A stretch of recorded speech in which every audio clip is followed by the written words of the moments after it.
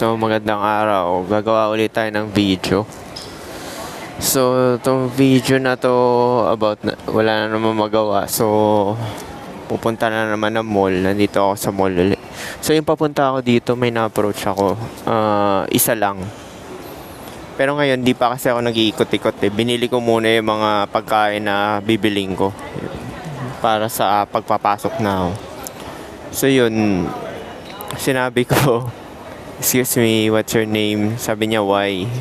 Usually, yung mga local, yun yung tanong agad, why? So, sinabi ko, you're sexy and cute.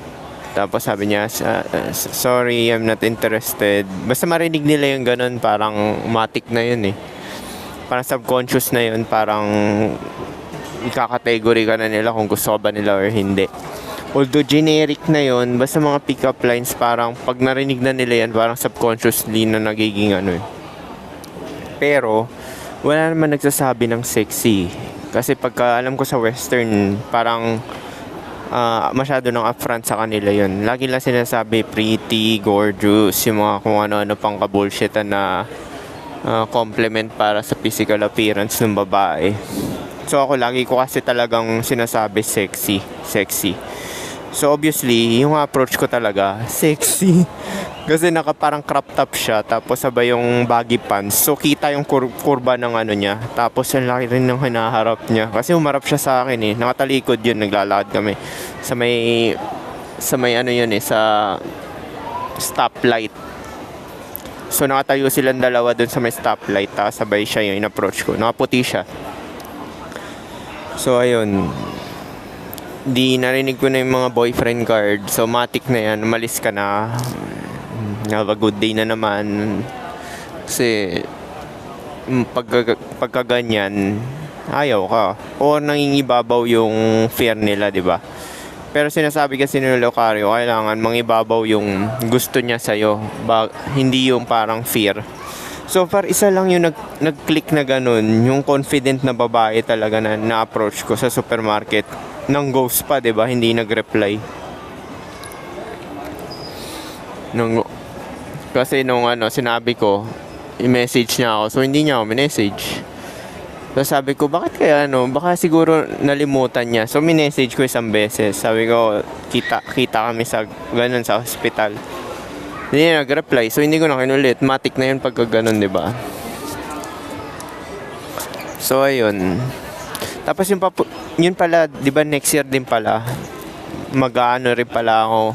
So pag-usapan na lang natin yung HP. Alam ko lahat tayo dadaan dito kung hindi ka matotodas, 'di ba? Hindi ka todasin ng ibang tao or hindi ka matodas ng sakit, 'di ba? Mga cancer, mga ganyan, disgrasya.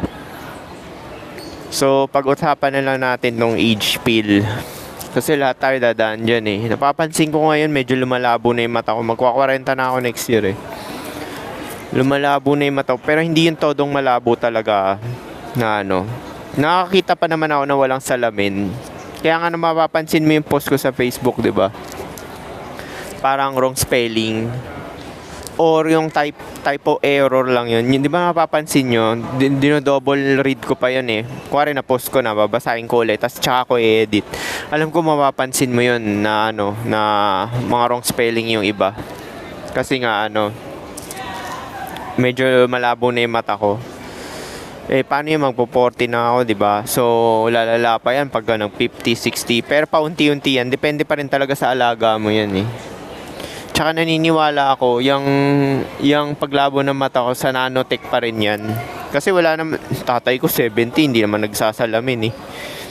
70 plus eh. Nanay ko 70 rin. Wala sa amin wala sa amin nagsasalamin. So ako malabo, paunti-unti pa lang din. Pero kaya naman na wag magsalamin. So isa pa pala yung kalaaban mo, yung unti-unting mag-degenerate yung katawan mo, 'di ba? Labo paningin. Tapos nag-start na rin ako mag-training ng mga 36 ako, 'di ba? So 3 years na ako nagte-training. Hindi naman talaga ako magte-training kasi naniniwala ako sa mukha talaga eh, yung lookism, 'di ba? Naniniwala talaga ako noon, tsaka yung parang confidence Syempre, pag alam mo na may mukha ka, may tsura ka naman, matik naman na magiging confident ka kasi may mga successes ka sa past, di ba? Gaya na sinabi ko sa inyo, may ons akong karanasan, tapos meron mga nagbabato, meron ka nare-reject, ganyan. So, yun yung kaya ako nag-training. Hindi naman para talaga sa babae or sa health lang talaga. Kasi, di ba nagtatrabaho nga ako sa healthcare. Tapos napansin ko yung mga common na sakit ng mga doon, elderly kasi yun eh. Knee injury, fall, alam mo yung ginagawa lang nila yung mga dapat nila gawin pang araw-araw. Tapos na disgrasya, na fall, out of balance, ganun. Tapos na balian na natadyang, di ba? Hip. So once kasi na magkaroon ka ng fall, sunod-sunod na yan. Kakaroon na ng komplikasyon yan na Kaya nga ako nagte-training. Tapos sinadya ko rin yung locker ko dun sa flat namin, nasa baba. Kasi meron ako napanood na YouTube. YouTube ba yun o Facebook? Basta ganun.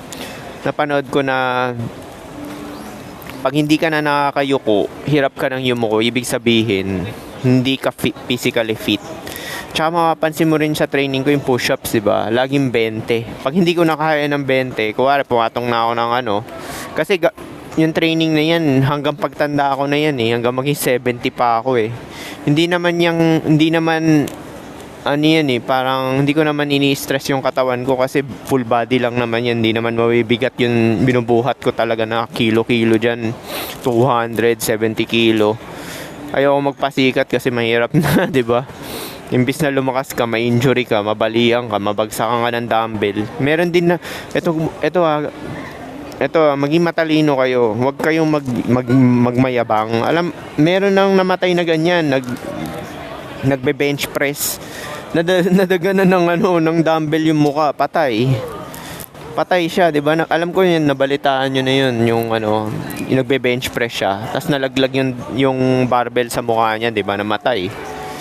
Meron na may isa nabuhay, kaso reconstructive surgery yung ginawa, 'di ba? Yung isa, diretso patay. Dalawa yan sa Pilipinas, binalita. Nagbe-bench press, di ba? So, yan yung sinasabi ko sa inyo.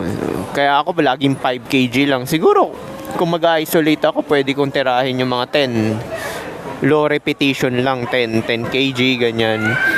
Pero usually 5 to 6 lang. Pag full body, hindi mo kailangan na mabigat talaga eh. Sa totoo lang. Pag full body, push-ups na bahala nun, tsaka squats. Hindi mo na kailangan ng mga pasikat na functions nyo sa akin, hindi naman function tsaka strength. So yun yung kakaharapin natin. Tapos pag 40 pa, kaya sinasabi ko na sa inyo, di ba, sinishare ko na sa inyo, although late pa yung sa akin, late na ako kasi wala pa na internet money tsaka mga kung ano-anong opportunity para sa akin, pero minumulat ko na kayo habang bata pa, unahin nyo talaga yung money.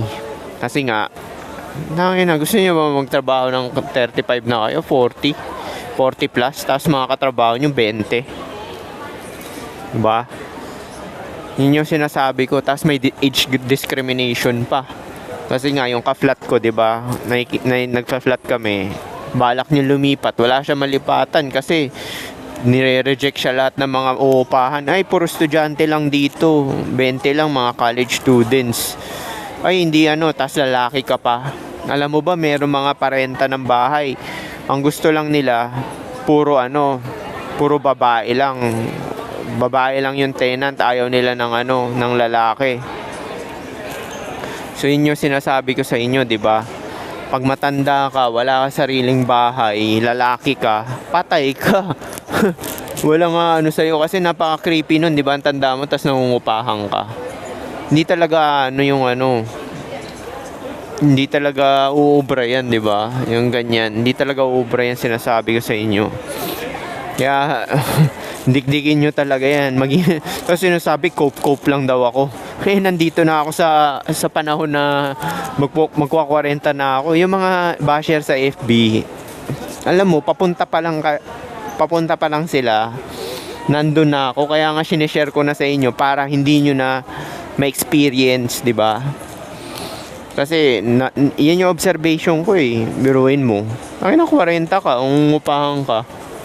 Tapos wala ka pang pamilya at anak, 'di ba? Although wala masama doon, para sa akin pa rin talaga mas advantage pa rin talaga yung walang pamilya at anak. Pero yun nga lang, 'di ba? Alam mo na may sa lipunan natin, may standard sila. Yun yung basis, 'di ba? Hindi ka successful pag wala kang pamilya at anak. Hindi ka successful pag wala kang babae.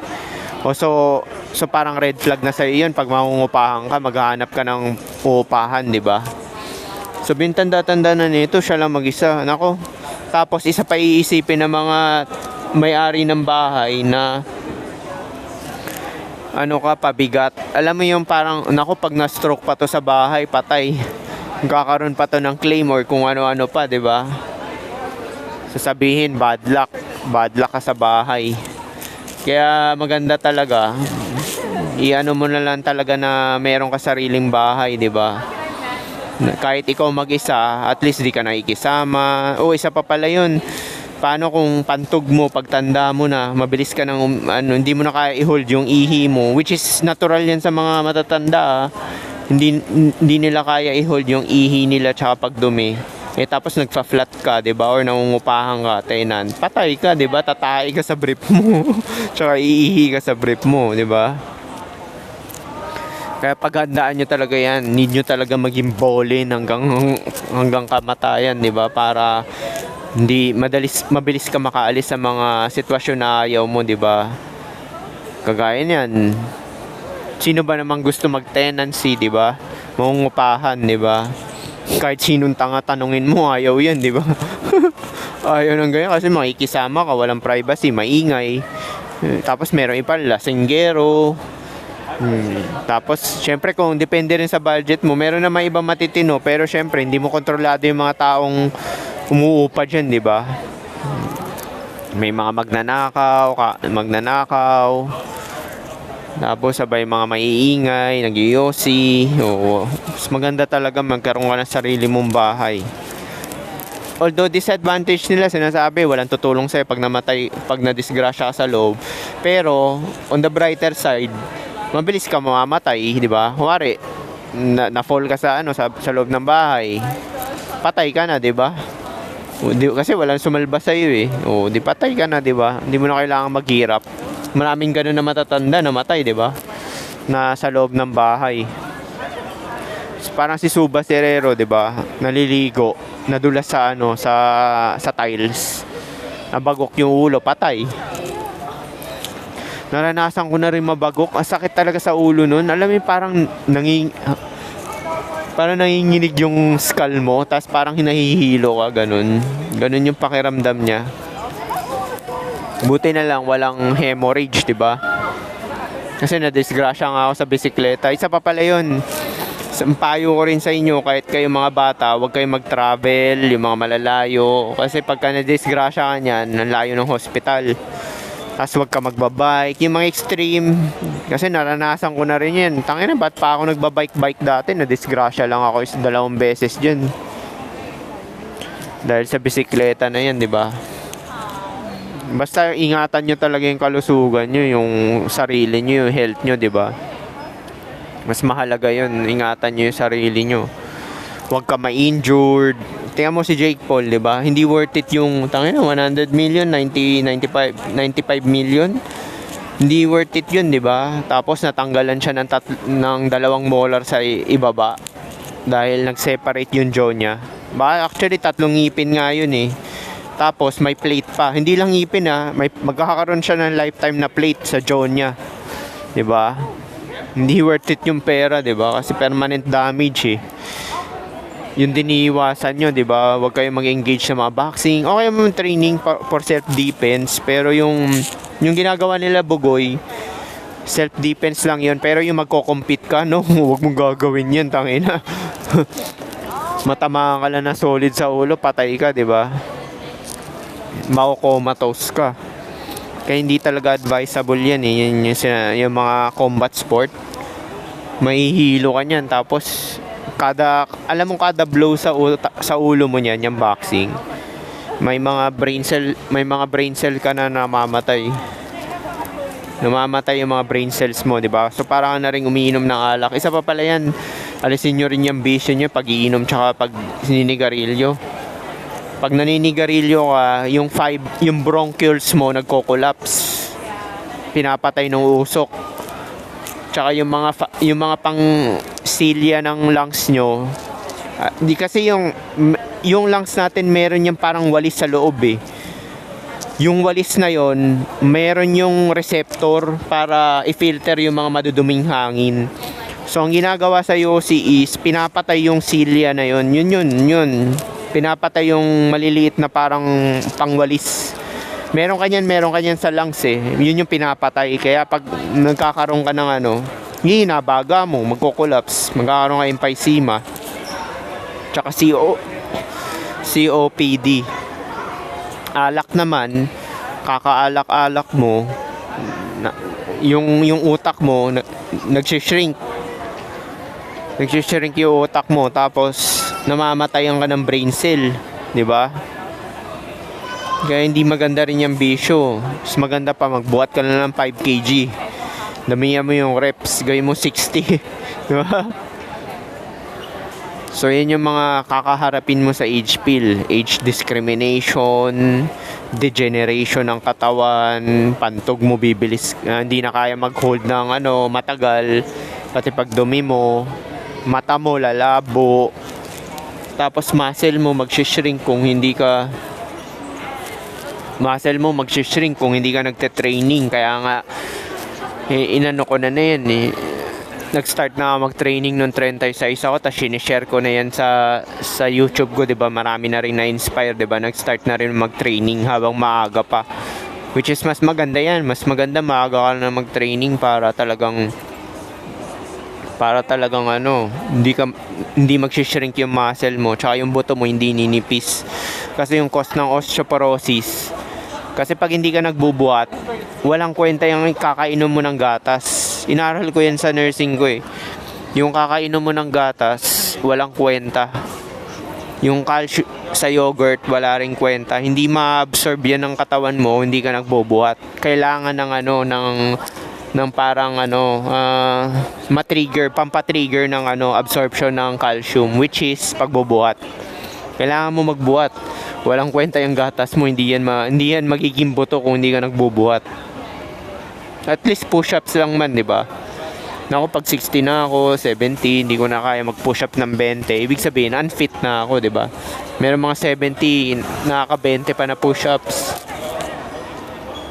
Kaya kailangan mo yan. Actually, yung iba nga kasi kaedad ko, hindi nila kaya mag-push-ups ng 20 or 10 lang, hindi nila kaya eh. Sa totoo lang eh. Tsaka kung mag-training ka full body, para yung dexterity mo, maliksi ka pa rin. Kahit 40 ka na, 50 ka na, maliksi ka pa rin. Tapos yung lateral movement mo, yung muscle fibers mo, mape-preserve. Kasi habang past 30 kasi, muscle fibers natin paunti na, lalo na kung mabilis aging process mo, kumakain ka ng mga processed food, tsaka may bisyo ka. So yan yung mga kakaharapin mo sa age pill. Kaya nga hindi ko ganong priority ang babae eh. Mas pina-priority ko yung health ko eh, tsaka yung pagpapapera eh. Oo, nag-approach ako ng mga babae sa kalsada, pero hindi ko siya priority na kung may ma-approach ako, approach ko. Kung wala lang, okay lang din. Pwede ka naman magbayad kung gusto mong makatikim ng bargain keepy na college students, 'di ba? Bayaran mo na lang para mabilis yung transaction. 1K lang or 1.5. Meron naman 1K sa Metro Manila, 'di ba? Yung mga bunga bandera. Yun yung mga bunga bandera. 1K yan yung mga bunga bandera. Pero yung mga yung mga nasa Telegram, mahal yan kasi mga college student yan. Yung mga bunga bandera, although mga bata pa naman sila, mga 21, 25, yun nga lang, 'di ba?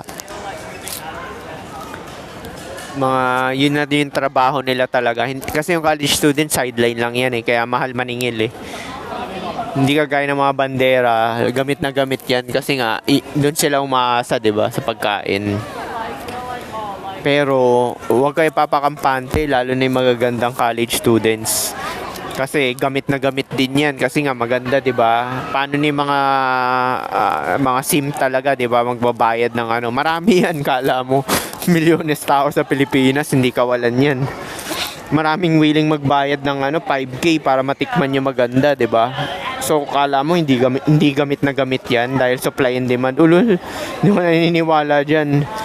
Mas marami nga magkaka-HIV sa magaganda dahil gamit na gamit yan eh. So yan yung kakaharapin mo, 'di ba? Pagka tumatanda ka sa aging. Ano pa ba? Yun pa pala, nakwento ko na yan dati.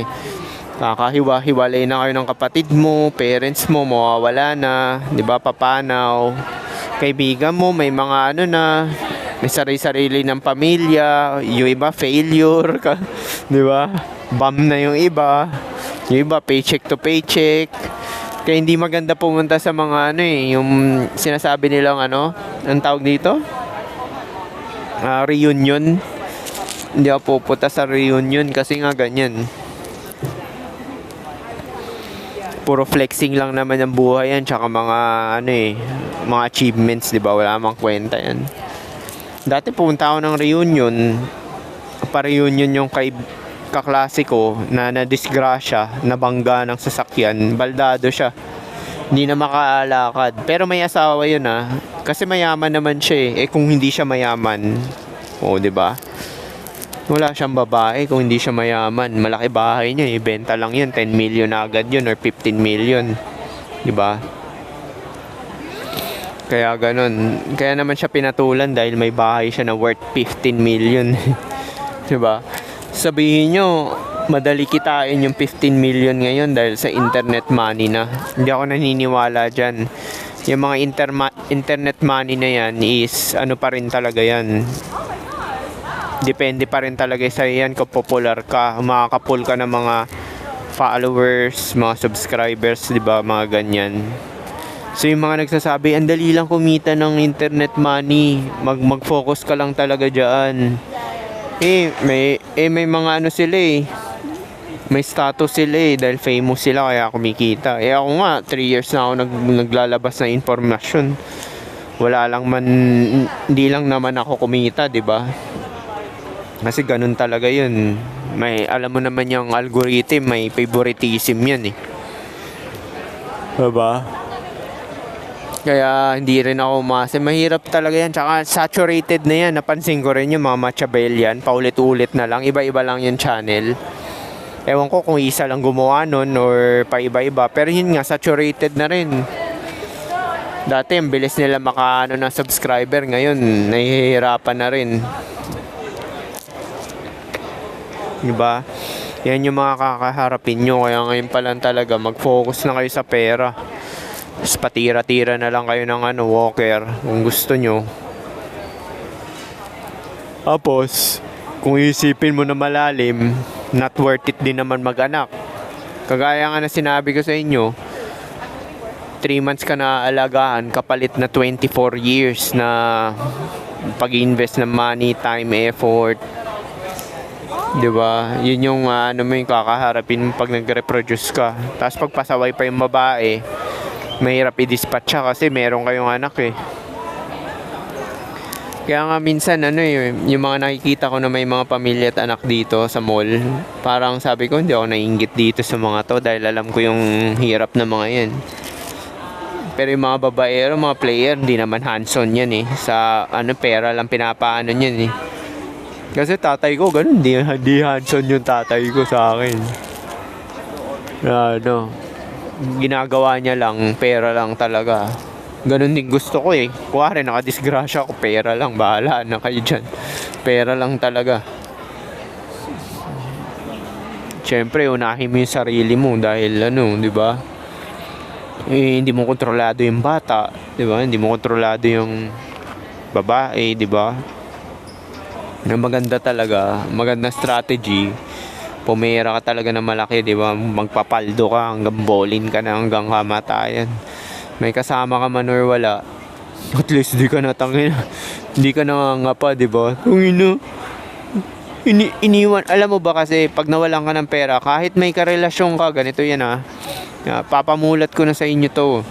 Kahit may asawa at anak ka pa, kung wala kang pera, iiwan ka niyan. Sinasabi ko sa'yo. Sinasabi ko sa'yo dahil walang benefit sa'yo eh.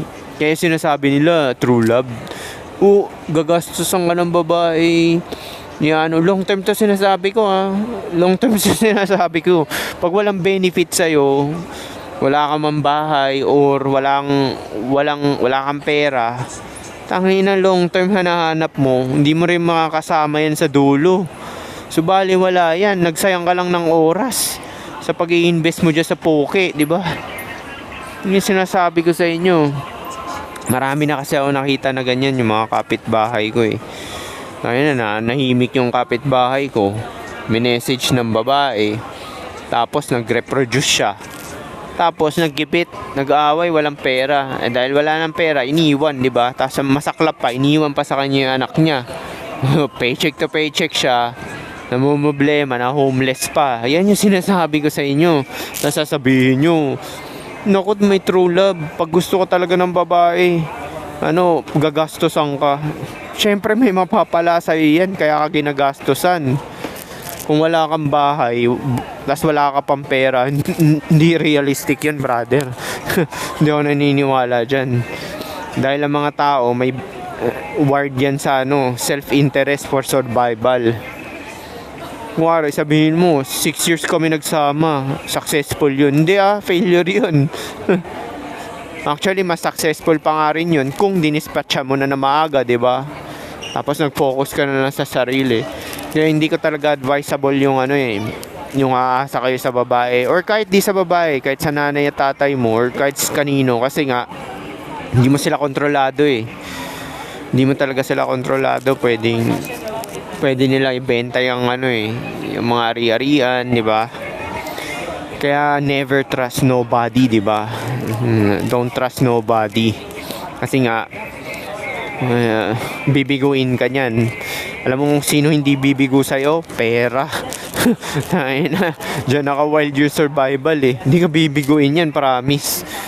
Mawalan ka man ng babae, hindi ka bibiguin talaga niyan. May pagkain ka, may bahay ka, may katulong ka. Diba? Tapos sasabihin, eto si FB, tumiwalag na sa lookism. Parang isinasabi niya yung mga niya, nagfi-flip-flop siya. Nagfi-flip-flop. Totoo naman talaga yung lookism, di ba? Yung treatment, which is na-experience ko yun sa trabaho. Pero, ang focus talaga, pera, di ba? Kasi, oo nga, anong benefit ng validation sa'yo? Anong benefit ng pek-pek sa'yo, di ba? Pleasure lang. Hindi naman yan sagot yung survival mo, di ba? Yan yung sinasabi ko sa inyo. Yung mga utak nyo na low IQ, na gusto nyo manlamang, hindi ka makakalamang dahil nature kalaban mo dito eh. Yung babae, nature yan eh. Diba? And nature, ano ba nature? Survival. Siyempre, pagka nalalamangan mo yung babae, tapos parang nagising siya, teka, parang hindi na okay ito kakawala yan, promise. Kaya yung long term na sinasabi ko, wala kang budget, walang pera. Wala ako nakita nyon. Lapag nyo dito. Yung mga nagsasabi na gagastusan ka ng babae habang buhay, lapag nyo dito. Wala ako nakitang ganyan, promise. Wala akong nakitang ganyan. Kahit nga magkapamilya, ito magkadugo na to na yung bam yung wala. Magkadugo na to tinatakwil pa rin. Kaya nga sinasabi ko, ilapag nyo dito yan. Yung sinasabi nyong talagang babae na babae pa. Ang daming opportunity ng babae. Ang daming simp na hindi ka talaga kawalan. Kahit pa sabi mong 40 yung babae, 30. May simp pa rin talaga na gusto sumalo dyan, di ba? Kahit sabi mo nga 50 or 60, may simp pa rin talaga na gusto sumalo dyan eh. Ikaw, lalaki ka, wala kang pera, walang sasalo sa'yo, promise. Wala kang pakinabang eh. Pakinabang mo, di ba? Anong gagawin niya sa titi mo? Pwede naman siya bumili ng ano, laruan, di ba? Ipasok niya sa kepyas niya. Hindi kawalan yung titi mo, kala mo. So sabi pa na, kahit po malaki titi ko, tangina walang silbihan kung wala kang pera. Tangina. Sabihin mo kahit maraming ang ano, matatangkad, malaki titi, broke, wala, hindi pinapatulan. Lalo na sa Pinas, nako. Sa Pinas talaga pera-pera labanan, sinasabi ko sa inyo.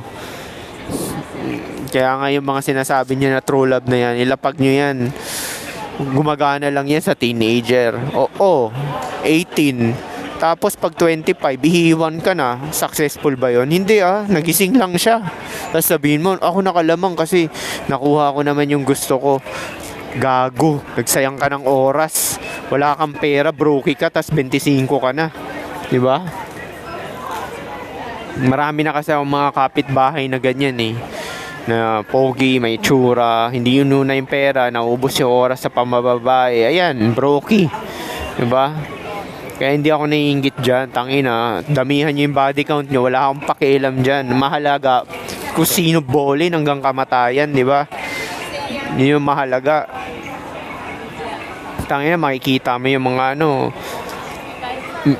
mabawasan lang yung problema mo sa survival. May pagkain ka, tsaka tirahan. Tangina, success na yun parang 90% ka na successful nun sa lipunan kasi marami talagang tao na 70% paycheck to paycheck So paano, yun lang siguro, 30 minutes, peace.